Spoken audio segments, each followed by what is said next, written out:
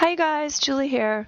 I just wanted to do a quick little video to talk a little bit about RAW and JPEG. I was inspired by Kristen posting her photo that she took at the harbor recently, and Pam's decision to start shooting in RAW file format.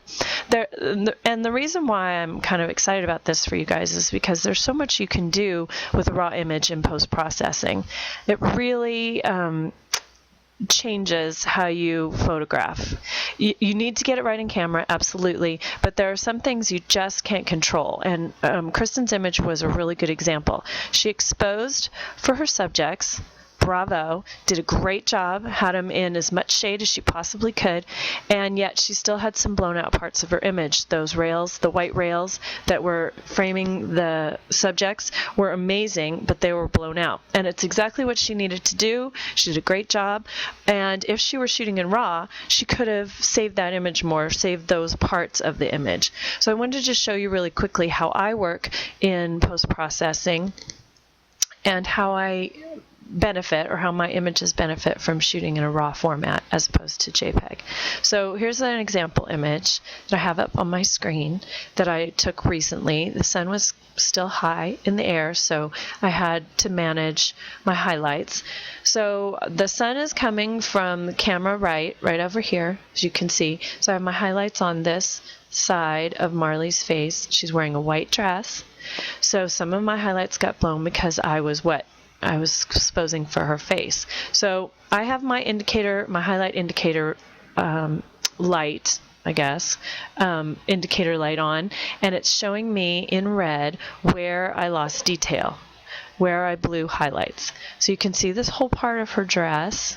There's no data there. That's what that means. There's no data there. And in a JPEG image, there's really nothing you can do. It is what it is. It's done.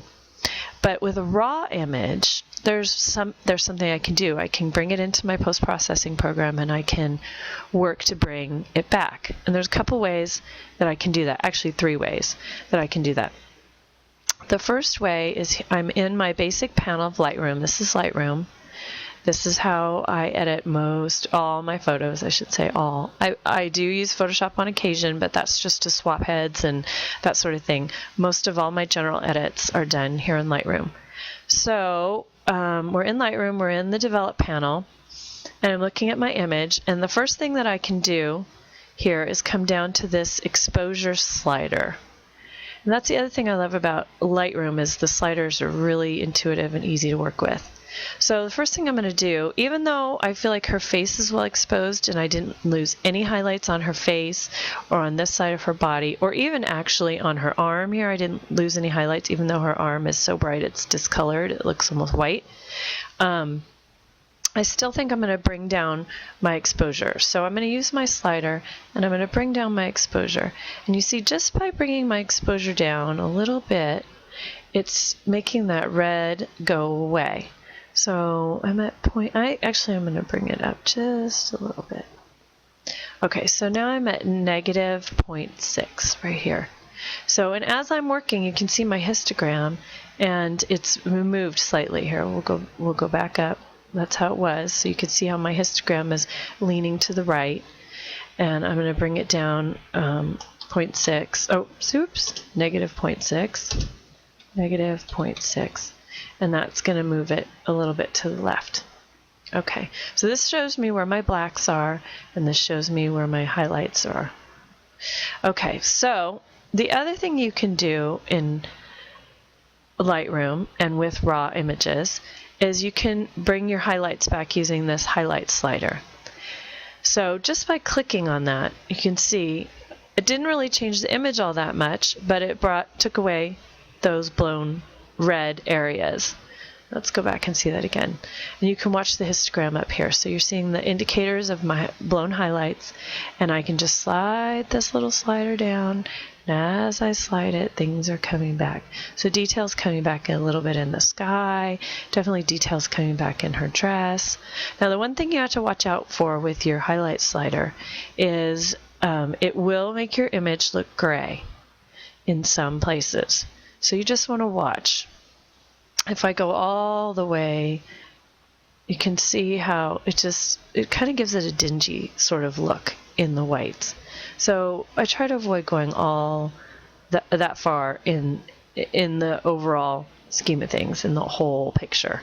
You can see the highlights came back a little bit in her white part of her headband and right here on her dress. Okay, so the other thing you can do is bring your blacks down a little bit. And that doesn't really change whites all that much, but it does give you some depth into your image. And then you can also bring your white slider down. And you see how I'm bringing my white slider down, and it's just in the white portion of the image, it's getting rid of that. And again, you want to watch out. If you bring your whites down too much, you're going to get gray, and we want to be careful. So I'm not going to bring it down too much because I have another trick up my sleeve. So another way that you can bring your highlights back is by using your brush tool, and that's right here on the right hand side of the develop panel. It looks like a little brush. It's called the adjustment brush, and if I click on it, it gives me options. Exposure options, highlight options, different options, a lot of different options. So I have it already set to have my exposure come down quite a bit over a stop, and the 1 actually equals a stop on your exposure metering. Your exposure meter in your camera, and I have it to bring my highlights down quite a bit.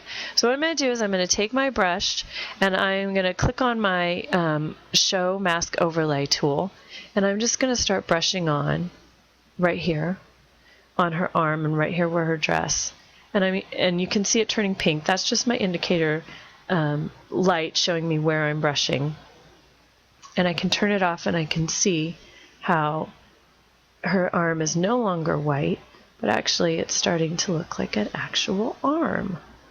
And I can go up here and give her a little tap, tap, tap to get the detail back in the white part of her headband. But it's not affecting any other part of the image. It's only affecting where I'm brushing, and I'll show you that. I'm bringing the pink comes back on to indicate where I'm brushing and how it looks. Okay. So there you go. I want to get a little more on her shoulder, make sure, and I might just give it an overall, just a little bit, just to bring some of those details back. And I could actually even brush just a little bit on the side of her face, just to soften those highlights, just a little bit in her hair, just to bring it back a little bit. Okay, so that's going to show you where I brushed. You can see with the pink and how it looks, and I'm going to close out of it. Okay, so that's one of the benefits of using a raw image. I could do a new brush, and I could try to bring a little bit back at the sky. It's still going to stay gray. It's not going to come back blue. That's what Photoshop is for. But yeah, doesn't really do much. So we don't even need that. We'll take that out. But okay. So that's the benefit of shooting in RAW, and it shows you what you can do, how you can bring things back. Things that you have to compromise on when you're in camera that you can bring back once you're in post-processing. Okay, I hope if you have questions, let me know.